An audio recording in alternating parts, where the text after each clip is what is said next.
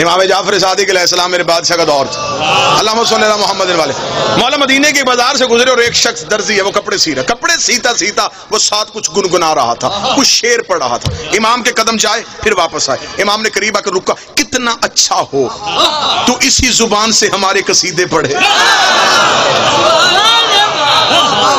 تیری یہ زبان ہماری مدحت میں کیوں نہیں بولی؟ اس نے کہا یا ابن رسول اللہ میرے پاس علم نہیں ہے، بڑا چاہتا ہوں کہ میں آپ کے فضائل پڑھوں لیکن میرے پاس علم نہیں۔ یہ بات پنڈی بھٹیاں میں ضرور کہوں، آل محمد کی محبت کتابوں سے نہیں عطا سے ملتی ہے۔ جتنے بھی میری قوم کے نوجوان بیٹھے ہو، میرے بادشاہ کا فرمان ہے ہمارے دشمنوں میں گھرے ہوئے ہو اور چاروں طرف سے سوالوں کی بارش ہو جائے، امام کہتے ہیں ایک لمحے کے لیے بھی اپنی جہالت میں پریشان نہ ہونا، آنکھیں بند کرنا، ہم 14 تیری زبان بھر کے گفتگو تو ہماری وکالت کا ارادہ کر، ہم تیری زبان پہ اپنی گفتگو جاری کر دیں۔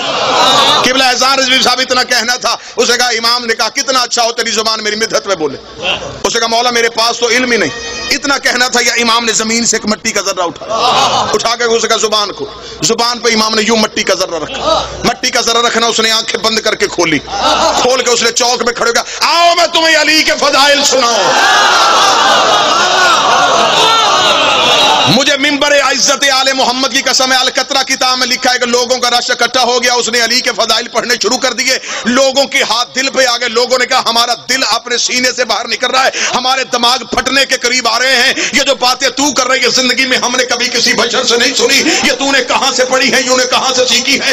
اتنا کہنا یہ بستی سے باہر نکل گیا، اس نے دریا کے کنارے میں جا کے علی کے فضائل پڑھنے شروع کیے، پانی ابل ابل کے کناروں سے باہر آنا شروع ہو گیا، اس نے منہ آسمان کی طرف کر کے پڑھنے شروع کیے، پرندے پھڑک پھڑک کے زمین پہ گرنے شروع ہو گئے، یہ مدینے کی بستی میں داخل ہوا، لوگوں نے اپنے گھروں کے دروازے بند کر لیے، امام جعفر صادق نے آگے اس کا ہاتھ پکڑا، اس نے کہا مولا کیا بھر دیا میرے سینے میں، نہ انسان برداشت کر رہے ہیں، نہ حیوان برداشت کر رہے ہیں، نہ چرند برداشت کر رہے ہیں۔ امام مدینے کے باہر لے گئے، امام نے ایک پتھر میں بٹھا گا، اب تو پڑھ میں سنتا ہوں۔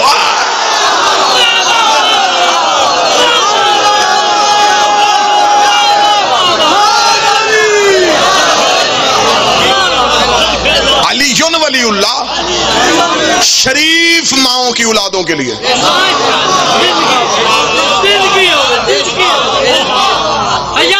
شیعہ ہو، 4 چیزیں زندگی میں کبھی نہ چھوڑنا، علی ولی اللہ نہ چھوڑنا، حسین کا ماتم نہ چھوڑنا، سید کی توہین نہ کرنا، بطول کے دشمن کی عزت نہ کرنا،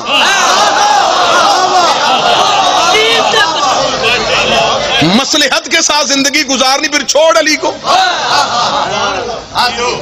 میں نے بڑے شیعہ دیکھے جو کہتے ہیں جی کیا کریں، محلے داری بھی ہے، علاقے داری بھی ہے، نام عزت سے لینا پڑ ہی جاتا ہے، اگر ان کا نام عزت سے لینا پڑتا ہے تو پھر اپنی زبان سے علی کا نام نہ لیا کر، تیری مجبوری دنیا ہے پھر علی چھوڑ دے، کیونکہ دنیا اور علی ایک گھر میں رہ نہیں سکتے، علی نے دنیا کو طلاق دی ہوئی ہے، جہاں دنیا رہتی ہو وہاں علی آتا ہی نہیں ہے۔ مصلحت کی زندگی نہ گزارو، اپنے عقیدے پہ یوں سیسا پلائی دیوار ہو جاؤ، ڈٹ جاؤ اپنے عقیدے پہ، علی ولی اللہ ہے، حد ہو گئی ہے، لوگ جاہلوں کو پیر بنا رہے ہیں اور تم اپنے سچوں کے دامن سے پیچھے ہٹ رہے۔ آج کا دور جو ہے، اس دور میں تلوار نہیں لڑ رہی، ہر دور میں شیعہ کی گردن پہ تلوار رہی ہے، آج کے دور میں شیعت کے سامنے فتویٰ ہے، ڈھنگ بدل بدل کے، طریقے بدل بدل کے لوگ تمہارے سامنے آئیں گے، تم سے عقیدہ چوری کرنے کی کوشش کریں۔ علی ولی اللہ نہ چھوڑنا، حسین کا ماتم سوچ کے نہ کرنا،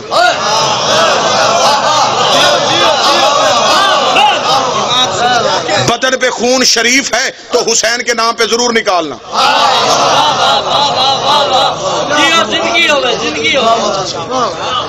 سید کی توہین نہ کرنا، دو جگہوں پہ نکاح پڑھا گیا علی کا، ایک فرش پہ ایک عرش پہ.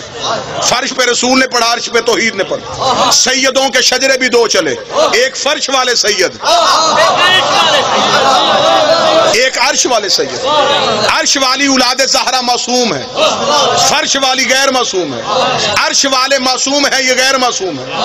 ان کی اطاعت ہے، ان کا احترام ہے.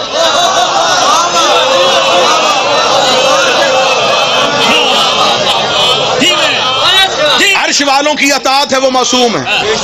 ان کی اطاعت ہے ان کی عصمت کی وجہ سے، ان کا احترام ہے ان کی نسبت کی وجہ سے. گھر میں خاک شفا مسلے پہ رکھ کے چوم کے سجدہ کرتے ہو، مٹی کا حیا کرتے ہو، خون کا کیوں نہیں کرتے؟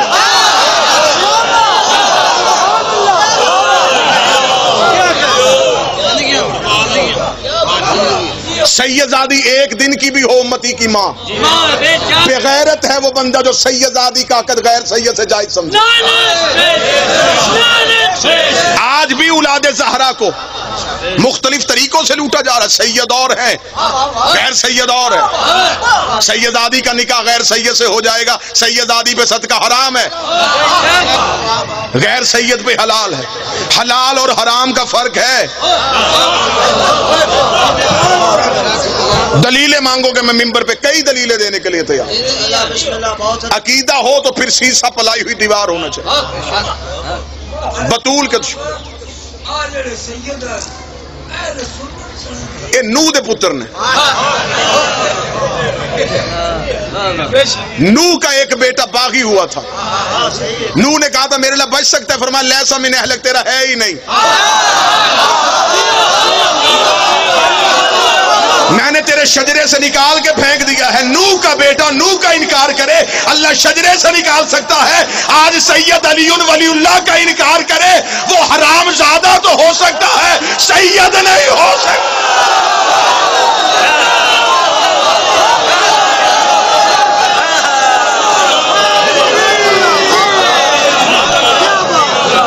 کیونکہ کائنات کا دستور ہے.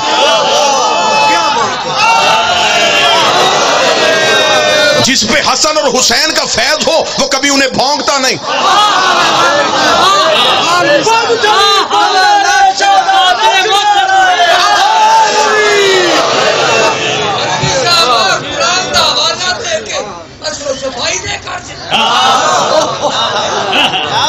احترام ہے نسبت کی وجہ سے،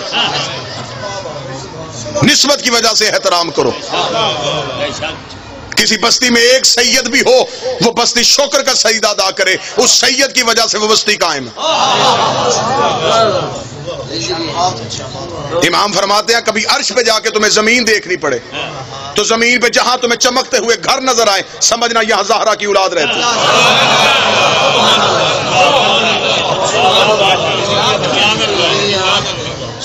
اب یہ نیا دور آ گیا، نہیں جی علم کی بنیاد پہ احترام کرو، کوئی مسئلہ نہیں.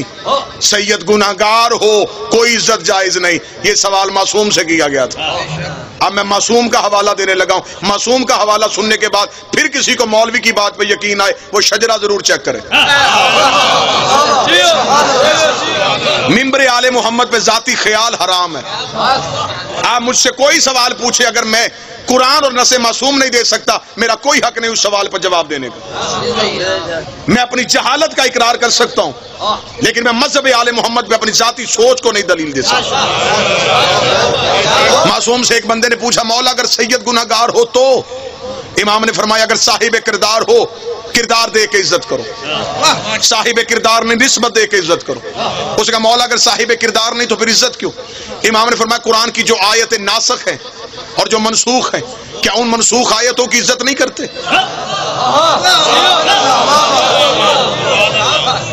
اس نے کہا مولا کرتے ہیں. فرمایا اگر منسوخ آیت کی عزت ہو سکتی ہے، گناہگار سید کی بھی عزت ہو سکتی ہے.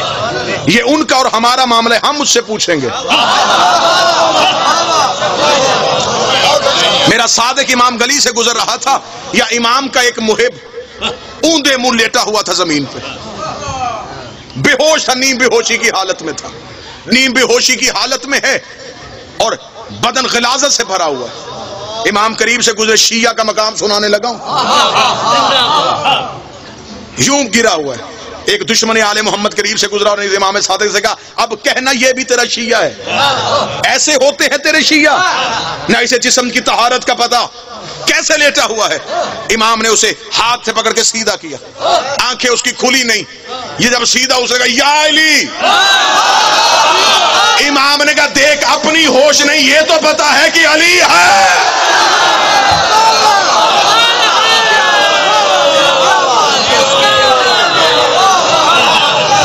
اس بے ہوشی کی حالت میں بھی مر گیا تو جنت میں جائے گا.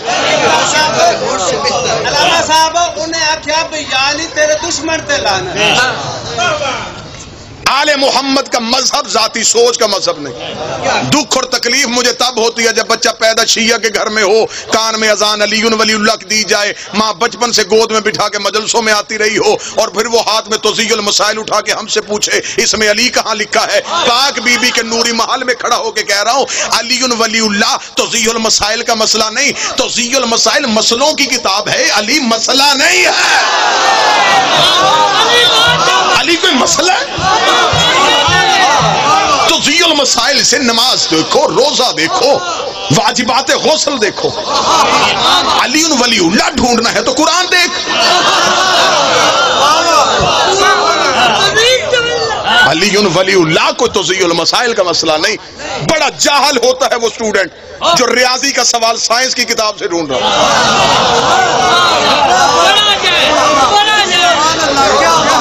علی ولی اللہ خالصتاً قرآن کا مسئلہ. وعدہ کیا تھا میں نے چند لمحے میں پاک اماموں کی پاک امہات کا تذکرہ ضرور کروں. اب آپ نے جتنی داد دینی تھی وہ داد دے چکے. اب تقریر کا اگلا حصہ جو ہے وہ تھوڑا خشک ہو سکتا ہے، لیکن میرے نزدیک مطمئن نظر داد نہیں.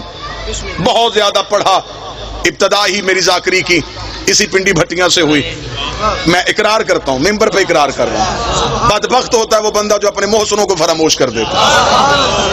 میری زندگی کی ابتدا، میری خطابت کی عمر یہیں سے شروع ہوئی. پاک سیدہ نے جو عزتوں سے نوازا، مجھے فخر ہے کہ میری دشمنی کی وجہ علی ہے.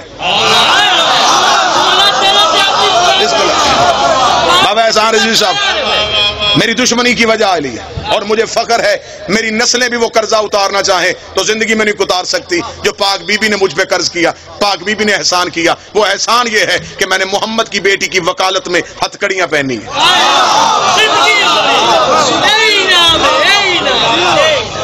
اور ہمیں ہتھکڑیوں سے ڈر اس لیے نہیں لگتا کہ ہمیں مائیں بچپن میں کڑی پہنا دیتی.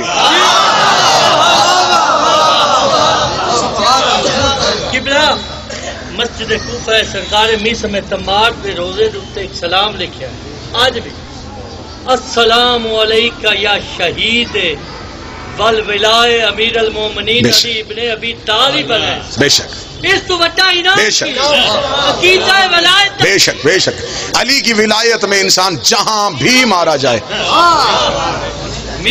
آج کی کیونکہ یہ ایام ہے پاک سیدہ کے، معصوم نے فرمایا، جناب سیدہ کے حوالے معصوم نے فرمایا اگر کوئی شیعہ چاہتا ہے کہ اس کی پہلی رات جب قبر میں ہو اور علی اس کی قبر میں اس سے ملاقات کے لیے آئے تو اس سے چاہیے کہ اپنی زندگی میں زہرا کی مظلومیت ضرور بیان کیا کرے. چھوٹی چھوٹی چیزیں ہوتی ہیں لیکن یہ زندگی میں بہت نادر تحفے ہوتے ہیں. بس اب تھوڑا سا میں ذکر کروں گا پاک اماموں کی ان پاک ماؤں کا تذکرہ جو بڑا ضروری ہے. تو جو ہے سرکار مکمل توجہ کے ساتھ، مکمل آگہی کے ساتھ آپ اس ذکر کو ضرور سماعت فرمائیں گے جو میں تلاوت کرنے لگا. کسی بھی شخص کی پہچان ہمیشہ ہوتی ہے حسب اور نسب کی وجہ سے. عزتیں ہمیشہ حسب اور نسب کی وجہ سے پہچان. یہ لفظ آپ نے بڑا سنا ہے، حسب نسب. تھوڑی تشریح کر دیتا ہوں. حسب کہتے ہیں کردار کو، نسب کہتے ہیں خاندان کو. ہمیشہ حسب دیکھا جاتا ہے کہ یہ صاحب کردار ہے یا نہیں، پھر نسب دیکھا جاتا ہے کہ اس کی نسبت کس خاندان سے. بہت سے لوگ یہ ایسے ہوتے ہیں جن کی نسبت اچھی ہوتی ہے، حسب ٹھیک نہیں ہوتا. اور بہت سے لوگ ایسے ہوتے ہیں جن کا نسب ٹھیک نہیں ہوتا، حسب اچھا ہوتا ہے. جیسا کہ محمد بن ابی بکر میں اس لیے خشک موضوع نہیں چھیڑ رہا تھا، یہ بات میں اس لیے نہیں کر رہا تھا، یہ موضوع میں اس لیے نہیں چھیڑ رہا تھا کہ اس موضوع کا تعلق مکمل خاموشی کے ساتھ ہے، اور ہمارے مذہب آل محمد میں فقہ جعفریہ میں شیعوں میں قانون بن گیا ہے جس مجلس میں خاموشی ہو اسے فیل سمجھا جاتا ہے۔ لہٰذا میں نے اس لیے پہلا حصہ آپ کی مکمل توجہ حاصل کر لی تاکہ مجلس کو مکمل فیل تصور نہ کیا جا سکے۔ بسم اللہ سرکار، آپ زندہ و سلامت رہیں۔ حسب اور نسب یہ پہچان ہوتی ہے۔ حضرت آدم کے دو بیٹے حابیل اور قابیل، قابیل نے حابیل کو قتل کر دیا۔ اس میں اگر آپ کو ناموں کی پہچان نہ ہو سکے کہ ان میں سے قاتل کون ہے مقتول کون ہے، ہمیشہ یاد رکھیے گا قاتل والی کاف جس کے نام پہ ہے وہ قاتل ہے، قابیل۔ اس نے حابیل کو قتل کر دیا۔ پھر خدا نے آدم کو دو بیٹے دیے، ایک کا نام شیس، ایک کا نام یافس۔ شیس اور یافس سے حضرت آدم کی نسل چلی۔ ان کے لیے اللہ نے جنت سے دو حوریں اتاری، ایک کا نام نزلہ، ایک کا نام منزلہ۔ شیس اور یافس کی نسل دنیا میں قائم ہو گئی۔ شیس کو اللہ نے 12 بیٹے دیے اور یافس کو اللہ نے 12 بیٹیاں دی۔ ان دونوں کی خاندانوں کی آپس میں شادیاں ہونی شروع ہو گئی اور نسل انسانی پھیلنا شروع ہو گئی۔ شیس اور یافس سے نسل انسانی چلی۔ پھر یافس کی نسل سے خدا نے آگے انبیاء کا سلسلہ شروع کیا۔ یافس کا ایک بیٹا نبی بنایا جسے انوش کہا گیا۔ انوش کے ایک بیٹے کو نبی بنایا جسے کنان کہا گیا۔ کنان کا بیٹا نبی ہوا جسے مہلائیل کہا گیا۔ مہلائیل کا بیٹا نبی ہوا جسے ال کہا گیا۔ ال کا بیٹا نبی ہوا جسے یرد کہا گیا۔ یرد کا بیٹا نبی ہوا جسے اخنوک کہا گیا۔ اخنوک کو ادریس کہتے ہیں۔ یہ جناب ادریس اس دنیا میں پہلا انسان ہے جس نے تہذیب انسانیت کا آغاز کیا۔ جناب ادریس کی زندگی، جناب ادریس کے بارے میں مکمل مجلس پڑھی جا سکتی لیکن میں بڑی جلدی گزرنا چاہتا ہوں۔ جناب ادریس وہ ہیں سب سے پہلے یہ جو زراعت ہے، یہ جو آپ آج کھیتی باڑی کرتے ہیں، یہ سب سے پہلے جناب ادریس نے شروع کی۔ گنتی سب سے پہلے ادریس نے ایجاد کی۔ ستاروں کا علم سب سے پہلے زمین پہ جناب ادریس نے پہنچایا۔ سب سے زیادہ مشہور یہ ہے کہ جو انسان کپڑے پہنتا ہے اسے کپڑے پہننے کا سلیقہ ادریس نے سکھایا۔ ادریس نام پڑا تھا درس دینے کی وجہ سے۔ استاد کہلائے انبیاء کے، لہذا انہیں ادریس کہا گیا۔ کپڑے سینے کا ہنر انہیں اللہ نے عطا کیا۔ پھر جب انہیں کپڑے سینے کا طریقہ آ گیا، خدا نے کہا تجھے کپڑے سینے کا طریقہ آ گیا ہے، اب میں تجھے جنت میں بٹھا لیتا ہوں کیونکہ مجھے جنت کے مالکوں کا لباس چاہیے۔ جناب ادریس کو خدا نے، اور جناب ادریس وہ اللہ کا نبی ہے جو زندہ ہے اور جنت میں ہے۔ عیسیٰ زندہ ہے لیکن جنت میں نہیں، عیسیٰ چوتھے آسمان پہ۔ ادریس زندہ ہے لیکن جنت میں، اس لیے یہ کام پہلے کر چکا ہے جس کے بعد جنت میں جانا تھا۔ یہ وہ کپڑے سی چکا ہے۔ عیسیٰ کا بھی کام باقی ہے کیونکہ 12ویں کا بھی ظہور نہیں ہوا۔ لہذا جناب ادریس سے توجہ مکمل سرکار، جناب ادریس سے تہذیب انسانیت کا پھر آگے سے آغاز ہو گیا۔ جناب ادریس کا ایک پوتا جس کو نام لمک بھی کہتے ہیں، لامک بھی کہتے ہیں، ان کا ایک بیٹا ہوا جس کو کہتے ہیں یشغر۔ یشغر کیونکہ عبرانی زبان کا لفظ ہے، اسے عربی میں عبد الغفار بھی کہا گیا، عبد الشکور بھی کہا گیا، عبد الاعلی بھی کہا گیا۔ یہ 3 نام تاریخ میں عرب کی طرف لکھے لیکن نام ان کا پڑ گیا نوح، نوحہ پڑھنے کی وجہ سے۔ قوم ظلم کرتی تھی، نوح نوحہ پڑھتا تھا۔ قوم پتھر مارتی تھی، نوح نوحہ پڑھتا تھا۔ نوحے پڑھنا نبیوں کی سنت ہے، پتھر مارنا کافروں کی عادت۔ نوجوان آج کی مجلس کو مکمل توجہ فرمائیے۔ جناب نوح نے سلسلہ تبلیغ کا آغاز کر دیا۔ 950 سال یہ اللہ کا نبی تبلیغ کرتا رہا۔ 950 سال۔ بندے کتنے مسلمان ہوئے؟ 80۔ 950 سال تبلیغ، 80 بندے مسلمان۔ 950 سال کے بعد جناب نوح نے کہا میرے اللہ بس تھک گیا ہوں۔ 950 سال کوئی تھوڑا عرصہ نہیں ہوتا۔ عذاب بھیج ان پہ۔ نوح نے عذاب مانگا، یہ جبریل آیا۔ جبریل نے ہاتھ میں کھجوریں رکھ دی۔ اسے کہا اللہ کہہ رہا کھجوریں کھا اور گٹھلیاں دفنا۔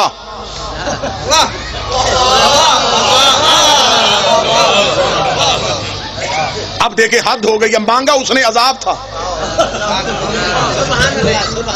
کھجوریں گئی۔ نوح نے کہا میں 950 سال کے بعد اگر مانگا ہی مانگا تو اس نے کھجوریں کیوں بھیج دی؟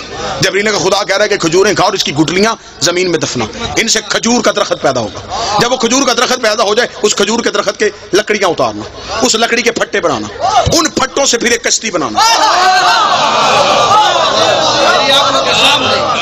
نوح نے کہا کہ کیونکہ جو زمیندار بندے بیٹھے گے میری اس بات کو ضرور یقیناً اس پہ دلیل دیں گے، کھجور وہ درخت ہے جو دیر سے جوان ہوتا ہے، بیری کہتا، سفیدہ کہتا، کوئی اور درخت کہتا، خدا نے کہا کھجور سے بنا۔ نوح نے کہا کھجور کب جوان ہوگی، کب لکڑیاں اتاروں؟ میں کسی اور درخت کی لکڑیاں اٹھا لوں؟ لفظ سننا، لفظ، میں کسی اور درخت کی لکڑی اٹھا کے اس سے بناؤں؟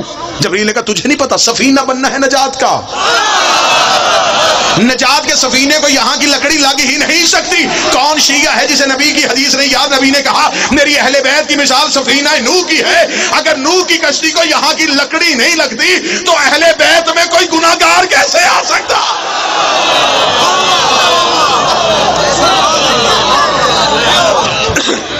جناب نوح نے، میں خیر پورا واقعہ میں ایک سارے قصے چھوڑ رہا ہوں، جناب نوح نے سفینہ تیار کر لیا، سفینہ تیار کر کے جناب نوح نے بٹھایا سب کو، جو 80 لوگ تھے انہیں بٹھا لیا، بیٹا چھوڑ کے چلا گیا کنعان، ڈوب گیا، بیوی غرق تھی، نبی کی بیوی ماری گئی،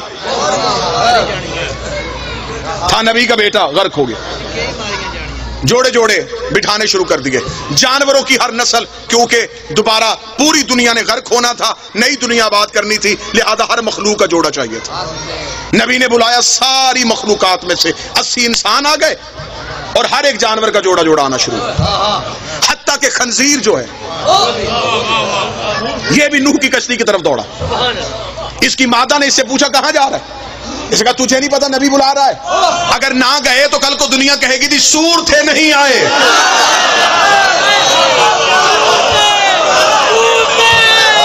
کوئی بندہ تو ہوگا جو صدر کی قدر کرے گا۔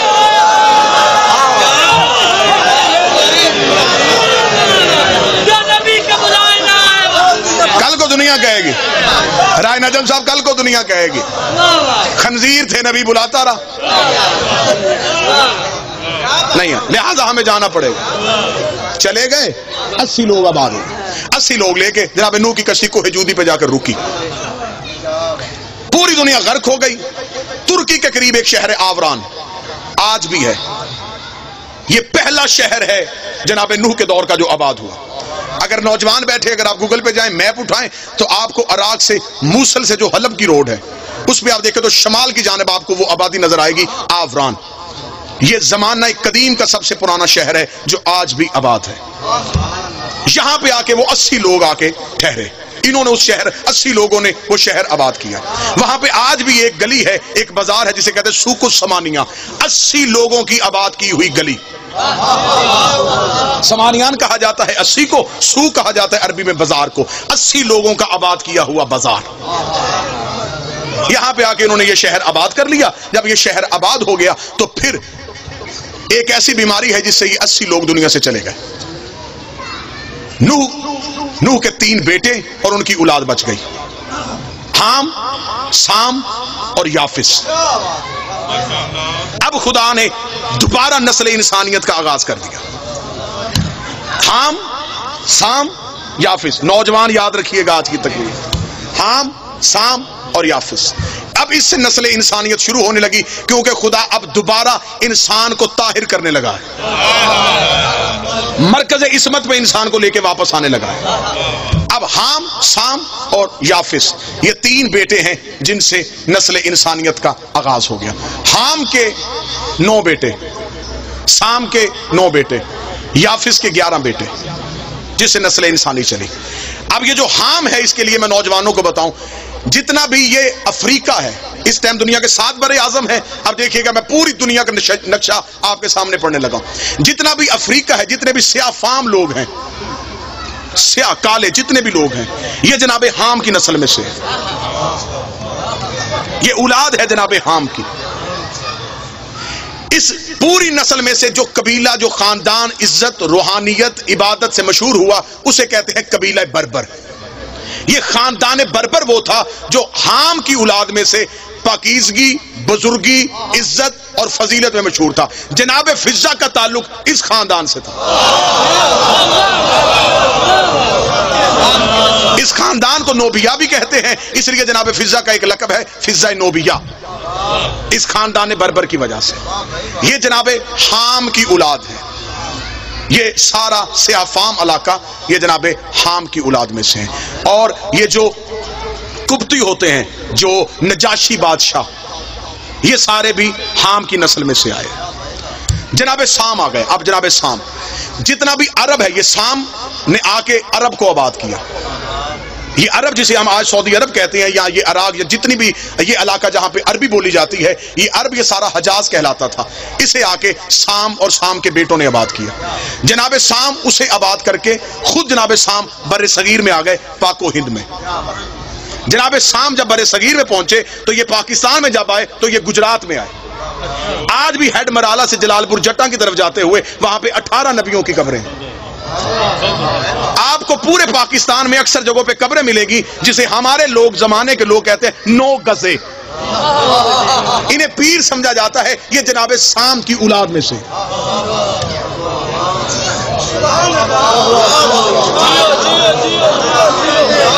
بلکہ تاریخ کہتی ہے کہ خود جناب سام کی قبر بھی جو ہے وہ گجرات میں.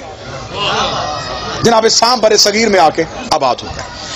اب جناب سام کی 2 طرح کی نسلیں چلی. ایک نے عرب آباد کیا، ایک نے یہ ہندوستان کو آباد کیا. سب سے زیادہ ان تینوں نسلوں میں سے جو سب سے زیادہ نبی آئے وہ جناب سام کی نسل میں سے آئے. کم از کم تاریخ نے تعداد لکھی ہے 4000 نبی جناب سام کی نسل میں سے. ہمارے رسول کا تعلق جناب سام کی نسل میں سے. جناب سام، اب آپ کو ذہن میں بڑا کوشش کر رہا ہوں، بڑا خوبصورت کر کے آپ کے سامنے بیان. جناب حام کی نسل کالے، قبیلہ مشہور بربر. جناب سام کی نسل عرب اور ہندوستان کے لوگ. قبیلہ جو مشہور ہوا وہ قریش. با عزت، با عظمت، با کردار، عبادت، تقوی، پرہیزگاری کی بنیاد پہ جو سب سے افضل ہے وہ جناب سام کی نسل میں سے یہ سلسلہ قریش چلا، جس میں سے سارے انبیاء آئے. بور تو نہیں ہو گئے آپ اس بات میں؟ اس سے آگے جناب یافس. بسم اللہ سر. اس سے آگے جناب یافس. جناب یافس نے آ کے جتنا بھی ہمارا یورپ ہے، آذربائیجان، ترکمانستان، اٹلی، یورپ، اس سارے کو آ کے جناب یافس کے بیٹوں نے آباد کیا. یہاں پہ سلسلہ چلا جناب یافس کا. جتنے بھی کیسر تھے، ایک بات ہمیشہ یاد رکھیے گا، اکثر ہمارے لوگ ایک بہت بڑی غلط فہمی میں ہیں، اور 98% لوگ اس غلط فہمی میں. وہ سمجھتے ہیں کہ فرعون نام تھا. وہ یہ سمجھتے ہیں کہ کیسر نام ہوتا ہے، کسرا نام ہوتا ہے. نہیں، جتنے بھی مصر کے بادشاہ ہوتے تھے ان سب کو فرعون کہا جاتا تھا. جتنے روم کے بادشاہ ہوتے تھے ان سب کو کیسر کہا جاتا تھا. جتنے ایران کے بادشاہ ہوتے تھے ان سب کو کسرا کہا جاتا تھا. اور جتنے عرب کے بادشاہ ہوتے تھے انہیں سردار کہا جاتا تھا.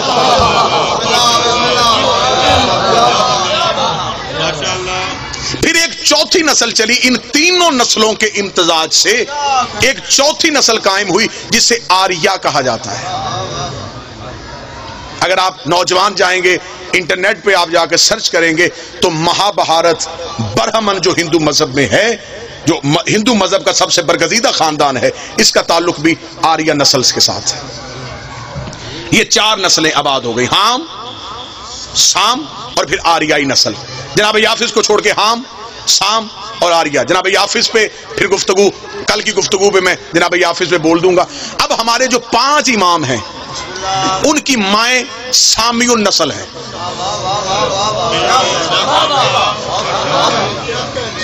پیر ایسا ہونا چاہیے جس کی ماں کا بھی شجرہ پڑھو تو شرمندگی نہ ہو. امام ہونا ایسا چاہیے، مائیں بھی پاک ہوں، باپ بھی پاک ہوں. جب نبیوں کی مائیں زہرا کا مقابلہ نہیں کر سکتی تو بے اولاد مائیں زہرا کا مقابلہ کیسے کر سکتی؟ سامی النسل. اب میں آپ کے سامنے پڑھ دیتا ہوں. جناب سام کا قبیلہ بربر.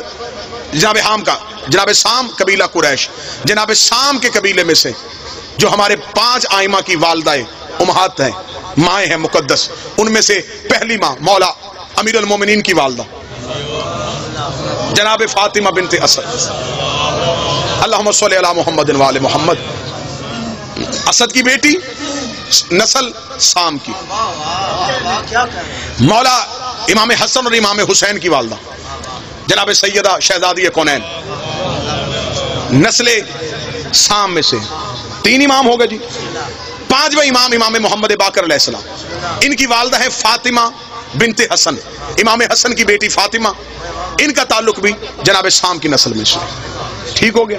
چوتھے امام جو ہیں، چوتھے امام ان کی والدہ شہر بانو، شہر بانو کا تعلق آریہ نسل کے ساتھ ہے، ایرانی نسل کے ساتھ۔ یہ جتنی بھی پاک بیبیاں جن کے میں نام لے رہا ہوں، یہ ساری اپنے اپنے دور کی شہزادیاں ہیں۔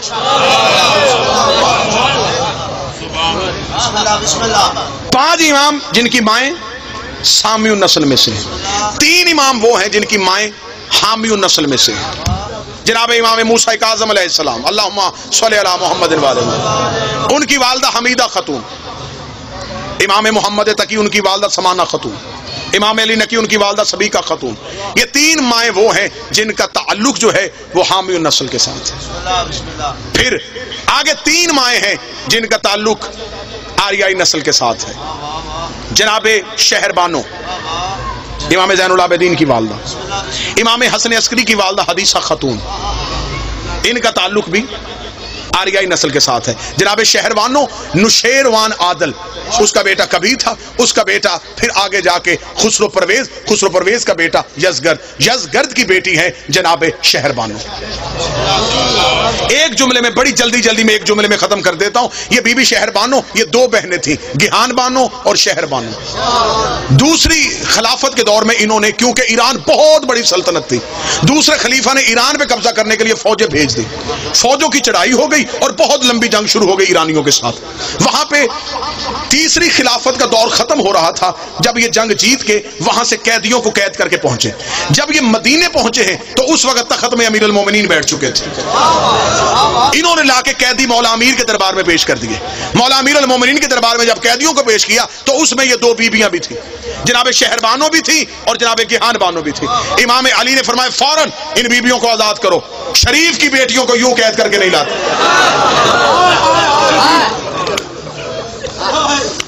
امام نے دونوں شہزادیوں کی رسیاں کھلوائیں، کھلوانے کے بعد امیر المومنین نے بھی یہ جملہ کہا تھا، یہ آواز قدرت آئی، اے علی ہم نے شہربانو کا نکاح حسین کے ساتھ پڑھ دیا۔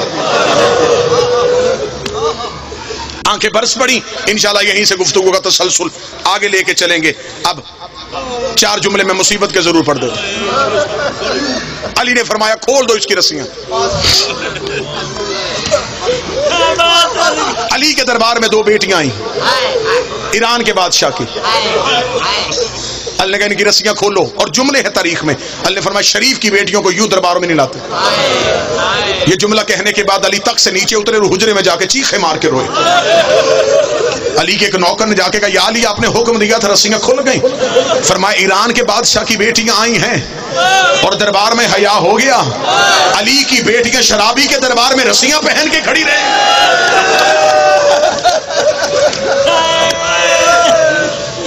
جتنے رو پڑے ہو محمد کی بیٹی اپنے دربار سے کسی کو خالی نہ بھیجے، جو جہاں سے مانگنے کے لیے آئے، رسول کی بیٹی ہر کسی کو دے۔ میرے مالک میرے بھائی مرزا ندیم کے بیٹے کو زندگی عطا فرمائے، احسان رضوی صاحب فیصل آباد سے، میرے مالک تمام کو سوائے غم مظلوم کربلا کے کوئی غم نہ دیکھے۔ میرا مالک میاں ذیشان، ان کے جتنے مرحومین ہیں پہلی پرسے میں دعا مانگ رہا ہوں، میرا مالک تمام کو جوار معصومین میں جگہ عطا فرمائے، اس خاندان کو عزاداری کی وجہ سے ہمیشہ عزتوں سے نوازے۔ شہزادی زہرا کی ایک لفظ میں یہاں پہ ضرور کہوں گا، امام حسین علیہ السلام اپنے عزادار سے اتنی محبت کرتے ہیں، عزادار کو حسین یہ کہہ کے بلاتے اے میری ماں کا مددگار تجھ میں میرا سلام۔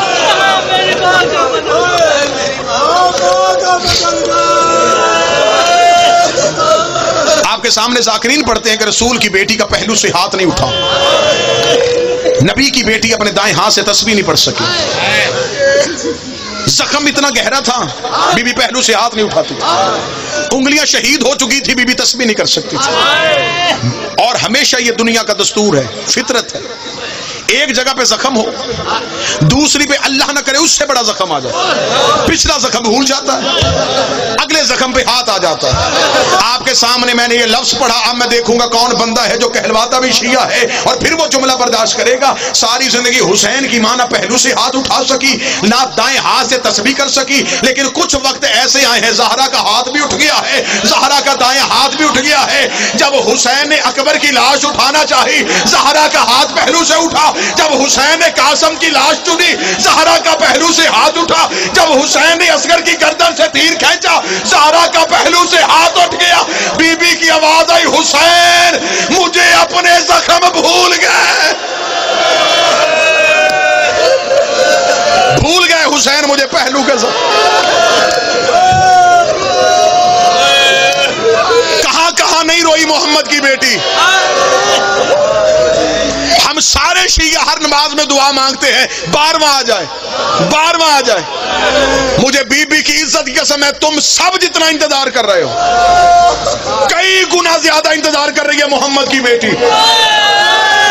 ہر روز جنت البقیع سے منہ آسمان کی طرف کرتی ہے, رو کے کہتی ہے کب آئے گا میرا مہدی, کب ان ٹوٹی ہوئی قبروں کا حساب لے گا.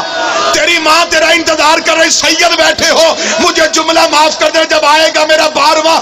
بی بی اپنے بیٹے کی عدالت میں آئے گی, روکے گی, مہدی میں دنیا کی کسی عدالت میں نہیں گئی, میں تیری عدالت میں آئی ہوں, مجھے میری پسلیوں کا حساب لے کے دے, مجھے میرے پہلو کا حساب لے کے دے. یہ جملہ کہنے کے بعد بی بی ایک گٹھڑی 12ویں امام کے حوالے کرے گی, امام کے ہاتھوں میں گٹھڑی آئے گی, 12واں تخت سے گر کے بے ہوش ہو جائے گا. اب پوچھو اس گٹھڑی میں کیا ہے, محمد کی بیٹی کے دروازے کی جلی ہوئی لکڑیاں ہوگی. بی بی کہے گی مہدی انہیں سونگ, ان سے محسن کے خون کی خوشبو آ رہی. جیسے ساری زندگی رباب اصغر کا کرتا سنبھالتی رہی,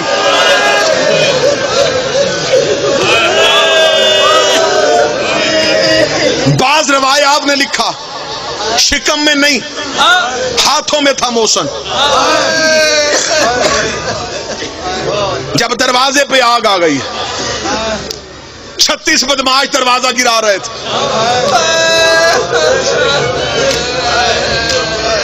اکیلی محمد کی بیٹی ہاتھ رکھ کے کھڑی تھی.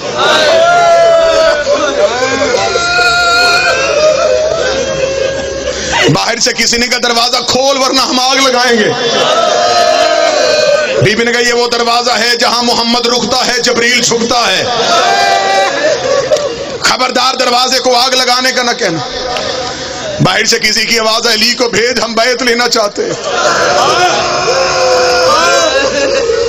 اب میں یہاں پہ جملہ کروں گا, میاں ذیشان صاحب ماتمی عزادار ہیں, زوار بیٹھے, مجھے حسین کی عزت کی قسم, دنیا علی قتل کرنے آئی تھی, زہرا درمیان میں کھڑی ہو گئی.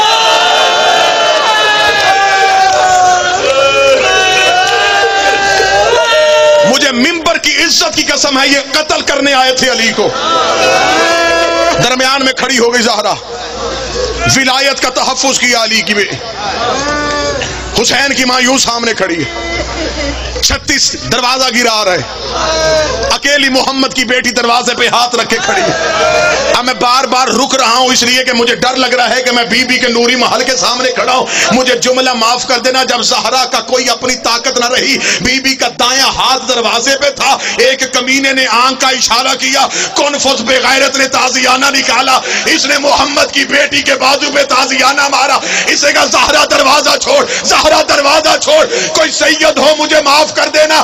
بی بی کا پہلو دروازہ گرنے کی وجہ سے زخمی نہیں ہوا, دروازہ گرنے سے محمد کی بیٹی کے پہلو پہ لوہے کی میخ لگی.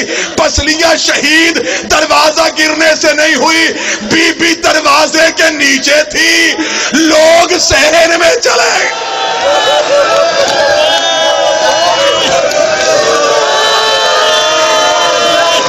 جسے جنت البقیع میں بیٹھ کے رونا نہ آئے. میں وہ جملہ پڑھ ہی نہیں سکتا, میں وہ جملہ نہیں پڑھوں گا جو کتاب میں ہے. کیسے گزرے یہ صحن میں داخل ہو گئے. میں بی بی کے روزے کی طرف دونوں ہاتھ کر کے سیدوں سے معافی مانگ کے کہتا ہوں، صرف انہوں نے دروازہ نہیں گرایا، انہوں نے محمد کی بیٹی کی دیواریں گرا دی، انہوں نے محمد کی بیٹی کی گھر کی چھت گرا دی. جب زہرا کے گھر کی چھت گری، بی بی نے تطہیر والی چادر کھولی، کبھی زینب کو سنبھالے، کبھی کلثوم کو سنبھالے، کبھی حسن کو سنبھالے. بی بی نے چادر کے نیچے بچوں کو لیا، آواز کا زینب جیسے آج میں نے تمہیں سنبھالا شام غریبہ جب خیمے کو آگ لگ جائے، میرے حسین کے یتیم کربلا کے صحرا سے ایسے اکٹھے کرنا جیسے آج ماں. الا لعنت اللہ علی القوم الظالمین وسیعلم الذین ظلموا.